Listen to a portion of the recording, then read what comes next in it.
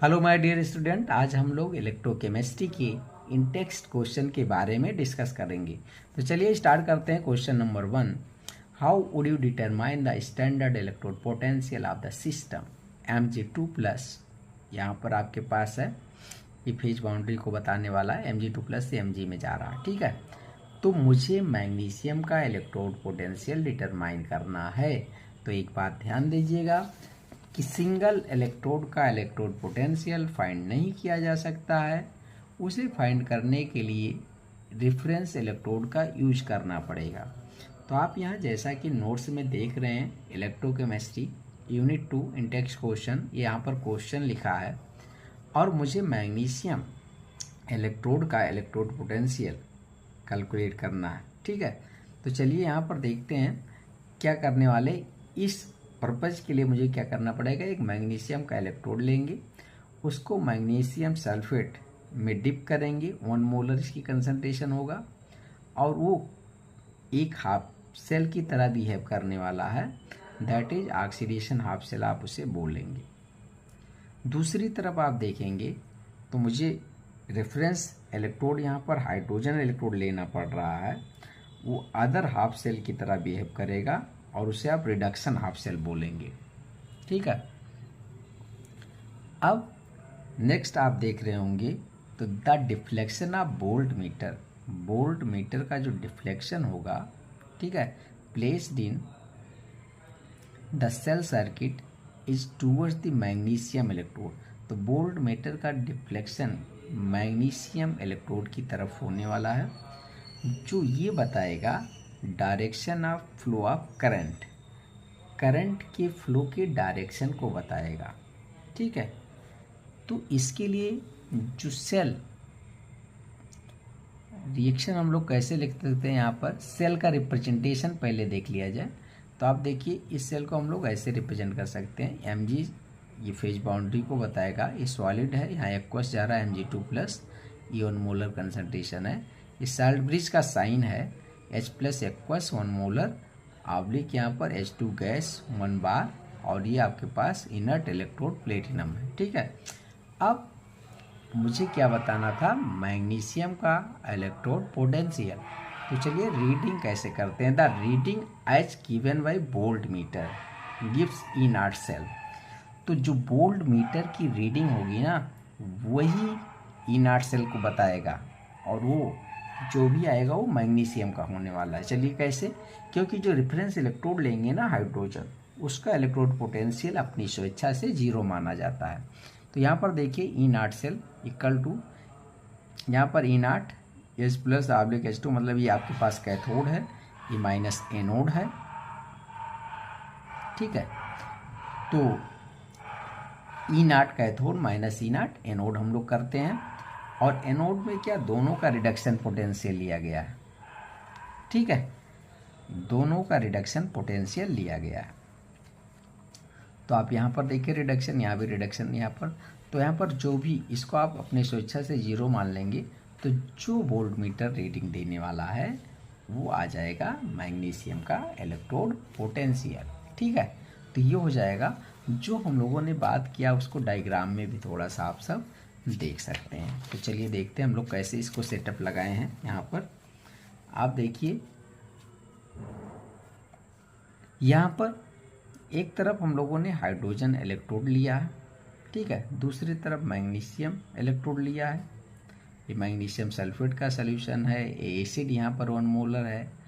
दोनों को सर्किट से हम लोगों ने जोड़ दिया। यहाँ पर बोल्ट में मीटर के डिफ्लेक्शन को देखिए बता रहा है, मैग्नीशियम की तरफ थोड़ा सा डिफ्लेक्शन है, तो ये बताएगा फ्लो ऑफ करंट, मैग्नीशियम की तरफ करंट आ रहा है। ठीक है, और इलेक्ट्रॉन के फ्लो का डायरेक्शन का अपोजिट होता है। इलेक्ट्रॉन कहाँ से जा रहा है, मैग्नीशियम से हाइड्रोजन इलेक्ट्रोड की तरफ। करंट कहाँ जा रहा है, हाइड्रोजन से मैग्नीशियम इलेक्ट्रोड की तरफ। तो ये हो गया आपके पास। इस तरह से आप मैग्नीशियम के इलेक्ट्रोड का इलेक्ट्रोड पोटेंशियल फाइंड आउट करेंगे, किसके हेल्प से, हाइड्रोजन इलेक्ट्रोड की हेल्प से। चलिए देखते हैं, can you store copper sulphate solution in A zinc pot. Zinc के बर्तन में क्या आप कॉपर सल्फेट का सॉल्यूशन रख सकते हैं। तो आप कहेंगे नहीं रख सकते हैं। ठीक है, एक ही क्यों नहीं रख सकते, क्योंकि जिंक जो है वो मोर रिएक्टिव है कापर से, तो रिएक्शन कर जाएगा, वो डिस्प्लेस करने लगेगा उसके साल्ट से। बट चलो हम लोग इलेक्ट्रोड पोटेंशियल के अकॉर्डिंग समझते हैं। देखिए क्वेश्चन लिखा है ई नॉट से लीक होता है E nought solution minus E nought basal. मतलब ये जिसका बर्तन होगा किसी का, इसके बर्तन में किसी का सोल्यूशन रखा जाएगा कि नहीं, तो ई नॉट कैसे निकालें ई नॉट सेल, तो उसके बारे में बात कर रहे हैं। ठीक है, तो ये जब निकालोगे तो ये नेगेटिव वैल्यू आती है, ई नॉट सेल की वैल्यू नेगेटिव आती है, तो समझिए स्टोर कर सकते हैं, स्टोरेज पॉसिबल होने वाला है। अब चलो हम लोग जिंक और कॉपर के बारे में बात करते हैं। रिडक्शन पोटेंशियल जिंक का होता है -0.76, ऐसे रिडक्शन पोटेंशियल कॉपर का होता है +0.34। अब यहाँ पर हम लोग ने बात किया था कि कॉपर सल्फेट सॉल्यूशन को जिंक के बर्तन में रख सकते हैं। तो यहाँ पर देखिए मैंने ये सॉल्यूशन किसका ले रहा हूँ, कॉपर का, तो ई नॉट कॉपर लिख रहा हूँ, माइनस बर्तन किसका था, बेसल किसका है, जिंक का। तो मैं ऐसे फार्मूला को यहाँ पर रख रहा हूँ। अब देखिए यहाँ पर सॉल्यूशन यानी कॉपर का जो रिडक्शन पोटेंशियल था ये ऐसे रख दिया माइनस, और यहाँ पर जिंक का रिडक्शन पोटेंशियल यहाँ पर रख दिया। इसको सॉल्व करने पर मेरे पास जो ई नॉट सेल की वैल्यू आ रही है वो पॉजिटिव में आ रही है, मतलब पॉसिबल नहीं है कॉपर सल्फेट को जिंक के बर्तन में रखने के लिए। एक तरह से तो आप इसके अकॉर्डिंग समझा सकते हैं, नहीं जो मैंने पहले बताया कि जिंक मोर रिएक्टिव है, कॉपर को कॉपर सल्फेट से डिस्प्लेस कर देगा। चलिए कुछ पॉइंट और ऐसे में हम लोग ऐड करते हैं। Reducing power inversely proportional to SRP. आप जानते हैं कि जिसका एसआरपी कम होगा उसका रेड्यूसिंग पावर बहुत ज़्यादा होगा। तो अब यहाँ पर देखिए zinc pot can not store copper solution, zinc pot can not store copper solution, zinc का बर्तन कॉपर सॉल्यूशन को स्टोर नहीं कर सकता है। क्यों नहीं कर सकता है, zinc stronger reducing agent than copper, copper से अधिक स्ट्रांग रेड्यूसिंग एजेंट है। और यहाँ पर ये रिडक्शन पोटेंशियल यहाँ पर दे रहे हैं, तो देखिए यहाँ पर Zn2 प्लस का रिडक्शन पोटेंशियल -0.76 आ रहा है और कॉपर का +0.34 आ रहा है। तो मैंने कहा ना कि जिसके SRP की वैल्यू कम होगा उसका रिड्यूसिंग पावर ज़्यादा होगा। तो आप देखेंगे जिंक का ये रिडक्शन पोटेंशियल कम है ना, इससे आप रिलेट करिए तो रिड्यूसिंग पावर ज़्यादा है, तो यहाँ पर आप इसको रिलेट कर सकते हैं। और दूसरी बात आप यहाँ पर देखिए लिखा है zinc will lose electron to copper 2+ ion and redox reaction will takes place. Zinc क्या करेगा, 2 इलेक्ट्रॉन लॉस करेगा, वो 2 इलेक्ट्रॉन कौन लेगा, कॉपर आयन लेगा, और वहाँ पर रिडॉक्स रिएक्शन हो जाएगा। तो आप देखिए रिडॉक्स रिएक्शन कैसे हो जाएगा, ये आप देखिए यहाँ पर लिख दिया गया है। रिडॉक्स रिएक्शन वो होता है ऐसा रिएक्शन जिसमें ऑक्सीडेशन और रिडक्शन दोनों होता है। तो यहाँ तो जिंक का ऑक्सीडेशन हो रहा, कॉपर का रिडक्शन, इसलिए रिडॉक्स रिएक्शन है। अब यहाँ पर जो आपके लेवल का मतलब कि जो हाई स्कूल में भी हम लोग जानते हैं, more reactive metal can replace less reactive metal from its salt solution. ठीक है, तो रिएक्टिविटी आप मेटल एक पॉइंट देख लो, इनवर्सली प्रोपोर्शनल टू एसआरपी, जिसका एसआरपी कम होगा उसकी रिएक्टिविटी बहुत ज़्यादा होगी। चलिए क्वेश्चन नंबर 3 की बात करते हैं। आप क्वेश्चन नंबर 3 में अब हम लोग ये आते हैं, consult the table of standard electrode potential and suggest 3 substance that can oxidize ferrous ion under suitable condition। Ferrous ion को ऑक्सीडाइज करने वाले किन्हीं 3 सबस्टेंस के नाम आपको लिखने हैं। ठीक है, तो चलिए देखते हैं कौन कौन फेरस को ऑक्सीडाइज कर पाएंगे फेरिक में। ठीक है, क्वेश्चन आपके पास यहाँ लिखा हुआ है। फेरस देखिए Fe2+ होता है, इसको फेरिक में चेंज करना है, जिसे Fe2+ से Fe3+ में जाने वाले हैं हम लोग, तो इसका ऑक्सीडेशन पोटेंशियल होता है -0.77 वोल्ट। अब इसका ऑक्सीडेशन पोटेंशियल ये है, अब इसको रिडक्शन पोटेंशियल में चेंज करना है, तो साइन चेंज कर दीजिए, तो रिडक्शन पोटेंशियल इसका आ जाएगा 0.77 वोल्ट। अब जो भी एलिमेंट का रिडक्शन पोटेंशियल 0.77 से अधिक होगा वो सभी लोग इसको ऑक्सीडाइज कर देंगे। तो चलिए देखते हैं हम लोग आगे।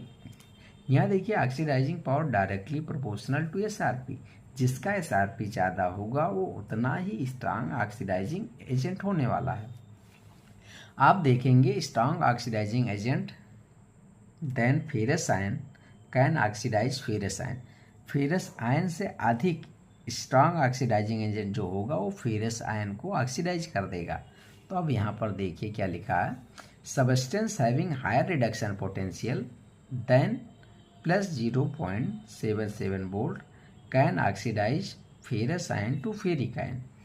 ऐसा सबस्टेंस जिसका रिडक्शन पोटेंशियल प्लस 0.77 वोल्ट से अधिक होगा वो फेरस को फेरिक में ऑक्सीडाइज कर देगा। तो यहाँ पर 3 सबस्टेंस लिखे हुए हैं। F2 का रिडक्शन पोटेंशियल देखो 2.87 है, क्लोरीन का यहाँ पर 1.36 है, ऑक्सीजन का 1.23। तो ये तीनों क्या करेंगे, फेरस को फेरिक में ऑक्सीडाइज कर देंगे। तो F2Cl2O2 can oxidize ferrous ion. अब हम लोग क्वेश्चन नंबर 4 की बात करेंगे। अब क्वेश्चन नंबर यहाँ पर इंटेक्स टू क्वेश्चन में हम लोग चलते हैं। क्वेश्चन नंबर 4 देखिए क्या कह रहा, calculate the potential of hydrogen electrode in contact with a solution whose pH is 10। pH 10 दिए हैं और यहाँ पर पोटेंशियल ऑफ हाइड्रोजन इलेक्ट्रोड क्या बोल रहा है, calculate the potential of hydrogen electrode in contact with solution whose pH is 10। एक सॉल्यूशन है जिसका pH 10 है, उसमें आपको बताना है हाइड्रोजन का इलेक्ट्रोड पोटेंशियल। तो चलिए देखते हैं। गिवन है, यहाँ पर क्वेश्चन भी नोट किया गया है। यहाँ पर देखिए pH दिया है 10, हाइड्रोजन आयन कंसंट्रेशन होता है 1 × 10⁻⁻⁻ pH और यहाँ पर pH 10 है तो मैंने ये लिख दिया। तो H प्लस आयन कंसंट्रेशन मुझे मिल गया 10⁻⁻10। ठीक है। फॉर हाइड्रोजन इलेक्ट्रोड यहाँ पर देखिए क्या होने वाला है, रिडक्शन। ठीक है। नेक्स्ट क्वेश्चन इसके लिए कैसे लिखा जाएगा, तो H plus oblique half H2 में जा रहा है, रिडक्शन हो रहा equal to E0 H plus oblique half H2 minus 0.0591 upon n log. ये आपके पास प्रोडक्ट अपान रिएक्टेंट होता है, तो प्रोडक्ट आपके पास गैस है तो 1 ले गया और यहाँ पर आपके पास H प्लस लिख दिया गया। ठीक है। अब H प्लस आयन का कंसंट्रेशन दिया ही है, तो यहाँ पर देखिए इसको स्वेच्छा से 0 मान लिया गया, 0 माइनस 0.0591 अपान यहाँ पर n कितना है 1 में चेंज आ रहा है इलेक्ट्रॉन में चेंज का, तो 1 यहाँ पर लिख लिया गया और ये 1/10⁻⁻10 यहाँ से आपके पास ये वैल्यू को लिखा गया। ठीक है। बस इसको ऊपर ले जाएंगे तो 10⁻10 हो जाएगा। इसको सॉल्व करने पर आपके पास 10 log 10 और log 10 की वैल्यू 1 होती है, तो बस 0.0591 × 10 कर दो तो आपके पास आंसर आ जाएगा। ठीक है। E0 सेल मतलब क्या, पोटेंशियल ऑफ हाइड्रोजन इलेक्ट्रोड का निकल करके आपको पता चल जाएगा -0.591 वोल्ट। चलिए क्वेश्चन नंबर 5 देखते हैं। Calculate the EMF of the cell in which the following reaction takes place. ये रिएक्शन है Na सॉलिड है प्लस 2Ag प्लस, कंसंट्रेशन इसका दिया है 0.002 मोलर, Na2 प्लस का कंसंट्रेशन दिया है 0.160 मोलर। ठीक है। E0 सेल भी दिया है, EMF ऑफ द सेल बताना है। तो चलिए देखते हैं इस रिएक्शन को। देखिए आप ऐसे पहले कम्प्लीटली नोट कर लिया गया है पूरी तरह से, कंसंट्रेशन यहाँ पर नोट किया गया है। अब नेक्स्ट क्वेश्चन का यूज कर रहे हैं, ई सेल मुझे बताना है। तो नेक्स्ट क्वेश्चन क्या होता है, E cell equal to E0 cell minus 0.0591 upon n log concentration of product upon reactant. E0 cell आपके क्वेश्चन में दिया है 1.05 वोल्ट और n यहाँ पर 2 रखा गया है। ठीक है। 2 इलेक्ट्रॉन का एक्सचेंज हो रहा, देखिए Na से Na2 प्लस में जा रहा। तो अब यहाँ पर इस सब वैल्यू को इक्वेशन में रखते हैं तो मुझे क्या मिल जाएगा, E cell equal to 1.05 minus 0.0591 upon 2 log concentration of nickel का Na2 प्लस का and concentration of Ag plus. तो बस इसको आप क्वेश्चन से इनके कंसंट्रेशन को यहाँ पर लिख दिया गया है। देखिए यहाँ पर दिया है कितना, Na2+ का 0.160 मोलर, ये रख दिया गया, और Ag+ का क्या था 0.002 मोलर, यहाँ पर रख दिया गया। ठीक, अब उसके बाद आप देखेंगे तो इसको सॉल्व करेंगे हम लोग। ठीक है, तो इसको सॉल्व करने पर हमारे पास क्या आ जाता है, जब इसको सॉल्व कर लेंगे तो आ जाएगा आपके पास E cell equal to 1.05 minus 0.0591 log 16 into 10⁻⁻2/4 into 10⁻⁻6। तो बस इसको और सिंप्लीफाई कर लिया गया है, तो आपके पास आ जा रहा ई सेल क्या निकल करके 1.05 माइनस 0.0591/2 लॉग, ये आपके पास 4 इंटू 10⁻⁴। ठीक, तो इसको जब आप सॉल्व करेंगे तो आपके पास आ जाएगा ई सेल निकल करके आ जाएगा। ठीक है, ई सेल की वैल्यू यहाँ पर निकल करके आ जाएगी, और यही EMF ऑफ सेल है, इतना आपका आंसर आ जाएगा। आप यहाँ पर देखेंगे तो log m के पावर n लिखा है, ये फार्मूला होता है n log m। ठीक है, जैसे हम लोगों के पास देखो log 10 के पावर 4 है ना, तो 4 को पहले ले आओ, 4 log 10 लिख दो। ठीक है, तो यहाँ पर लिखा है ना, तो इस फार्मूले का यूज किया गया है। log 10 की वैल्यू 1 होती है, log 4 की वैल्यू मतलब 0.6020। ठीक है, तो यहाँ पर ये दोनों को ऐड करके ये आपके पास सॉल्व करने के बाद EMF ऑफ सेल पता चल जाता है। Thank you for watching. Question number 6 अब हम लोग देखते हैं। The cell in which the following reaction occur. ठीक है, नो एक रिएक्शन लिखा Fe3+ एक्वस, ये I- एक्वस है, Fe2+ और ये I2। ठीक है, जिसके लिए E0 सेल की वैल्यू इन्होंने दिया है 0.236 वोल्ट एट 298 केल्विन। ये करें calculate the standard Gibbs energy आपको बताना है, एंड इक्विलिब्रियम कांस्टेंट मतलब Kc आपको बताना है ऑफ द सेल रिएक्शन। तो चलिए यहाँ पर हम लोग डिस्कस करते हैं। जैसा कि देख रहे हैं क्वेश्चन पूरा कंप्लीटली यहाँ पर नोट किया गया है। 2 half reaction for given redox reaction, इस रेडॉक्स रिएक्शन के लिए जो 2 हाफ रिएक्शन है उसको हम लोग यहाँ पर लिख रहे हैं। देखिए Fe3+ Fe2+ में जा रहा है, मतलब यहाँ पर रिडक्शन हो रहा है, ये I- से 0 में जा रहा है, तो यहाँ पर ऑक्सीडेशन हो रहा। ठीक है, तो ये 2 हाफ रिएक्शन हम लोगों ने लिख लिया।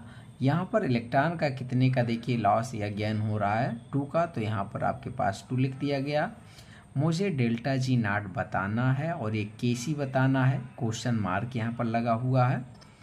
फार्मूला यूज करते हैं ΔG0 equal to -NFE0 cell, और यहाँ पर आपके पास E0 सेल क्वेश्चन में दिया है। ये जो फैराडे है, फैराडे कांस्टेंट, इसकी वैल्यू होती है 96,500 कूलम, और यह इक्वल टू 2 यहाँ पर रिएक्शन के अकॉर्डिंग है। तो इन सभी वैल्यू को रखेंगे तो मेरे पास ΔG निकल करके आ जाएगा। तो ΔG हम लोगों के पास आ गया, इसी को क्या बोलते हैं गिब्स फ्री एनर्जी, मतलब गिब्स एनर्जी हम लोगों ने कैलकुलेट कर लिया। ये नाट लगा तो स्टैंडर्ड गिब्स एनर्जी आपके पास आ रहा है -45.55 किलो जूल। ठीक है, अब आप यहाँ पर देखेंगे, अब हम लोग यहाँ से कैलकुलेट करेंगे Kc।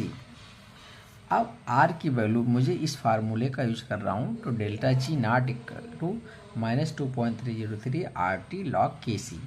Kc को मुझे फाइंड आउट करना है, तो R की वैल्यू क्या होती है 8.314 जूल पर केल्विन पर मोल।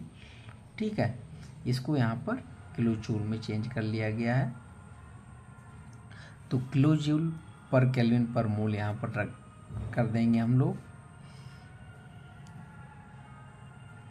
ठीक है, अब आप देखिए इस फार्मूले को। ठीक, ये log Kc, और इसको रीअरेंज कर लेंगे तो -ΔG0/2.303 RT आ जाएगा।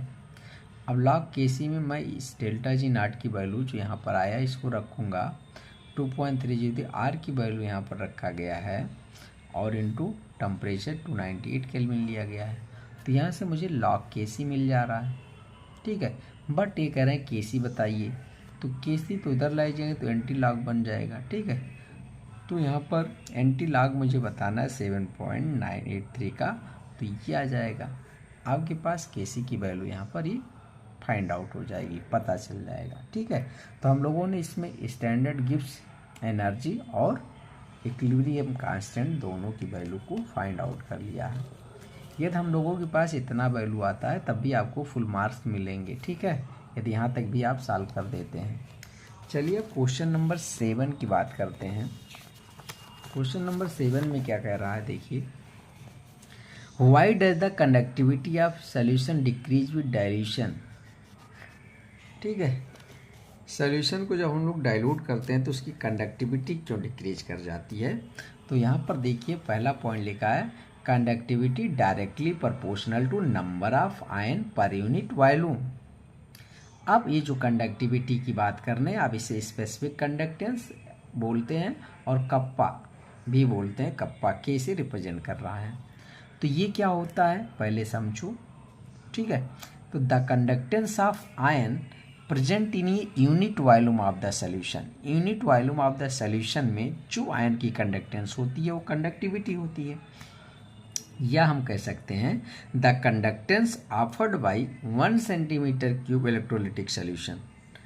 ठीक है, तो the number of ion decrease when the solution diluted.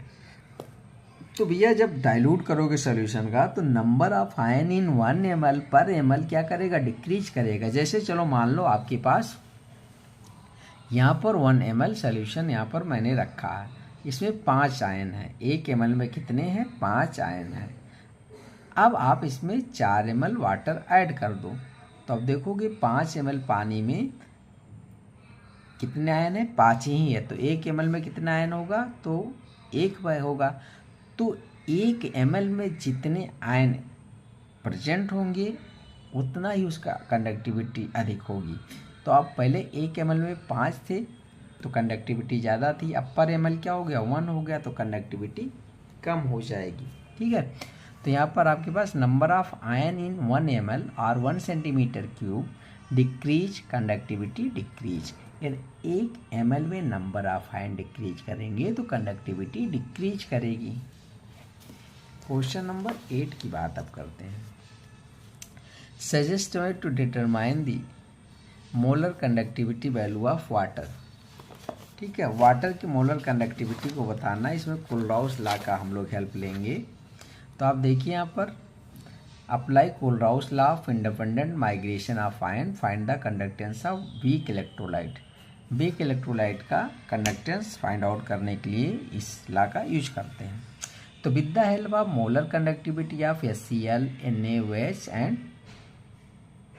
NaCl, molar conductivity of water can be calculate. ठीक है, तो डायरेक्टली हम लोग वीक इलेक्ट्रोलाइट का मोलर कंडक्टिविटी कैलकुलेट नहीं कर पाते हैं, तो फिर क्या कर लेते हैं, स्ट्रांग इलेक्ट्रोलाइट की हेल्प लेते हैं। तो मोलर कंडक्टिविटी ऑफ वाटर क्या हो जाएगा, molar conductivity of H+ ion plus molar conductivity of OH- ion. तो मुझे ये चाहिए, अब इस 3 जो हैं इसमें से आपको जोड़ो, कुछ निकालो और इतना बचे। तो चलिए हम लोग इसको लिखते हैं, molar conductivity of water, molar conductivity of NaOH plus molar conductivity of HCl। ठीक है, minus molar conductivity of NaCl कर देंगे। तो देखिए यहाँ से आपके पास Na और यहाँ से Cl बाहर जाएगा तो H और OH ही तो बचेगा। तो इस तरह से कैलकुलेट हो जाएगा। अब क्वेश्चन नंबर 9 को हम लोग डिस्कस करेंगे। क्वेश्चन नंबर 9 में देखिए क्या नोट किया है, the molar conductivity of 0.025 mole litre inverse methanoic acid is 46.1 Simon centimetre square mole inverse. Calculate its degree of dissociation and dissociation constant given. ठीक है, लेमडा नॉट H+ आयन यहाँ पर कितना देने वाले हैं, 349.6 Simon centimetre square mole inverse. And format का देखिए कितना दे रहे हैं, 54.6 Simon centimetre square mole inverse. तो मुझे क्या बताना है इसमें, degree of dissociation and dissociation constant, 2 value को बताने हैं। तो चलिए यहाँ पर देखेंगे, पूरा क्वेश्चन आपके पास नोट किया गया है। अब यहाँ पर आप देखेंगे तो फर्स्ट पार्ट में हम लोग करते हैं calculation of degree of dissociation of formic acid HCOOH, alpha है। तो यहाँ पर दिया गया है, ठीक है, molar conductivity at given concentration ये दिया है, यहाँ पर देखें आगे आप मेथेनोइक एसिड का 46.1 Simon centimetre square mole inverse. तो मुझे क्या चाहिए, मोलर कंडक्टिविटी या फार्मिक एसिड में क्या होगा, molar conductivity of format ion plus molar conductivity of H+ ion. तो ये तो दिया और ये इनफाइनाइट डाइल्यूशन पर मुझे निकालना है, तो बस ये दोनों को ऐड कर देंगे। ये भी क्वेश्चन में डाटा दिया है, आपके पास आ जाएगा molar conductivity at infinite dilution और molar conductivity at given concentration. तो ये तो दिया, ये हम लोगों ने निकाल लिया। अब मुझे बताना है degree of dissociation. Degree of dissociation का जो फार्मूला है अल्फा इक्वल टू, ये आपके पास देखिए lambda M A C upon A nought, मतलब ये molar conductivity at given concentration और molar conductivity at infinite dilution की बात करता है। ठीक है, तो molar conductivity at given concentration जो है ये दिए हुए हैं और ये हम लोगों ने निकाल लिया है, तो बस दोनों को रख देंगे तो मेरी बात अल्फा पता चल जाएगा। ठीक है, अब डिसोसिएशन कांस्टेंट की बारी है। अब डिसोसिएशन कांस्टेंट मुझे बताना Ka। ठीक है, तो फार्मिक एसिड देखो डिसोसिएट कैसे हो रहा है, फार्मेट में और H+ में डिसोसिएट हो रहा है। ठीक है, तो इनिशियल कंसंट्रेशन C था, तब ये 0 था। इक्विलिब्रियम कंसंट्रेशन पर क्या आ रहा है, ये C1 minus alpha C alpha C alpha. तो डिग्री यहाँ पर देखेंगे डिसोसिएशन कांस्टेंट जो K निकल कर आने वाला है, ये आपके पास ये प्रोडक्ट अपॉन रिएक्टेंट। ठीक है, तब प्रोडक्ट का कंसंट्रेशन अपॉन रिएक्टेंट का कंसंट्रेशन, तो प्रोडक्ट का concentration C alpha into C alpha. ठीक है, अपॉन रिएक्टेंट का ये वाला मैं लूँगा यहाँ पर। तो इसको सॉल्व करने के बाद मेरे पास आ रहा है C alpha square upon 1 minus alpha. अब C जो कंसंट्रेशन क्वेश्चन में दिया है, ठीक है, क्वेश्चन में दिया है, यहाँ पर देखिए मैंने लिख दे रहा हूँ 0.025 मोल पर लीटर, ये कंसंट्रेशन दिया है।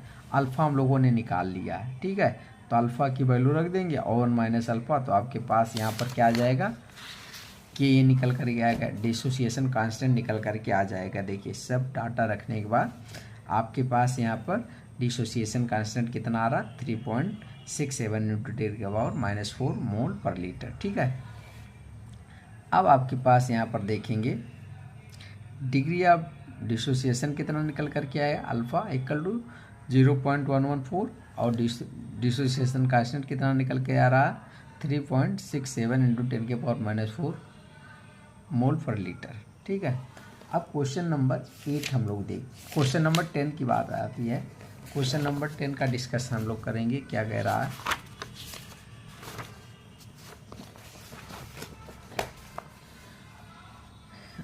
देखिए यहाँ पर if a current of 0.5 ampere flow through a metallic wire for 2 hours then how many electron would flow through the wire.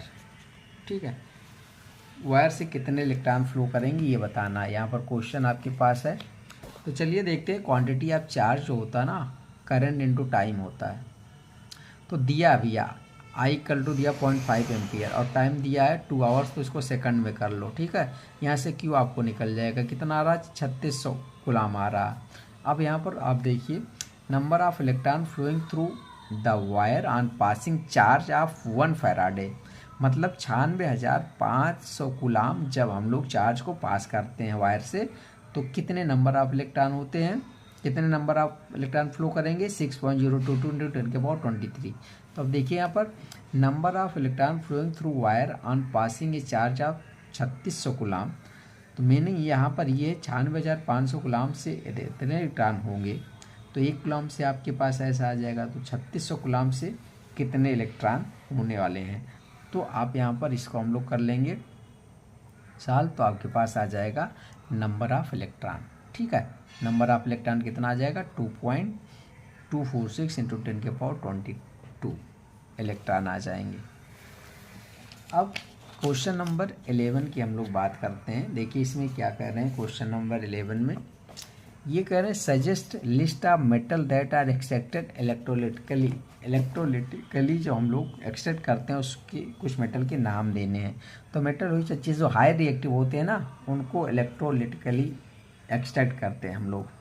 तो reactivity of metal inversely proportional to SRP, जिसका SRP कम होगा उसकी रिएक्टिविटी ज़्यादा होगा। तो this time metal are powerful reducing agent. Sodium, potassium, calcium, magnesium ये सब आपके पास हैं। देखिए सबका SRP माइनस में बहुत कम है, तो बहुत ज़्यादा रिएक्टिव होंगे। बहुत ज़्यादा रिएक्टिव होंगे तो इसे इलेक्ट्रोलाइटिक मेथड के द्वारा हम लोग इलेक्ट्रोलाइटिक मेथड के द्वारा एक्सेप्ट किया जाएगा। तो चलिए देखते हैं, जिसका जितना कम होगा वैल्यू उतना ही ज़्यादा वो रिएक्टिव होगा। तो देखिए कि बहुत रिएक्टिव है, फिर कैल्शियम, फिर सोडियम, फिर मैग्नीशियम, ये रिएक्टिविटी आर्डर है आपके पास। ठीक है, अब हम लोग यहाँ पर देखते हैं क्वेश्चन नंबर 12। अब क्वेश्चन नंबर 12 की बात करते हैं। क्वेश्चन नंबर 12 में क्या कह रहा है, consider the reaction Cr2 7 2- plus 14H plus 6 electron to Cr3 plus 7H2। What is the quantity of electricity in coulomb needed to reduce 1 mole of Cr2 7 2-? भैया कुलाम में 6 फैराडे होता है, बस कुलाम में कह रहे हैं। ठीक है, तो देखिए रिएक्शन लिख दे रहा हूँ। To reduce 1 mole Cr2 7 2- required 6 faraday electricity की ज़रूरत है। तो 1 फैराडे इक्वल टू होता है 96,500। तो बस क्वांटिटी ऑफ इलेक्ट्रिसिटी इन कुलाम पूछ रहे हैं, तो 6 × 96,500 कर देंगे तो आपके पास क्वांटिटी ऑफ इलेक्ट्रिसिटी पता चल जाएगा 579,000 कुलाम। ठीक है, तो यहाँ पर आप लोगों ने अभी तक 12 क्वेश्चन का डिस्कशन कर चुके हैं। Thank you for watching.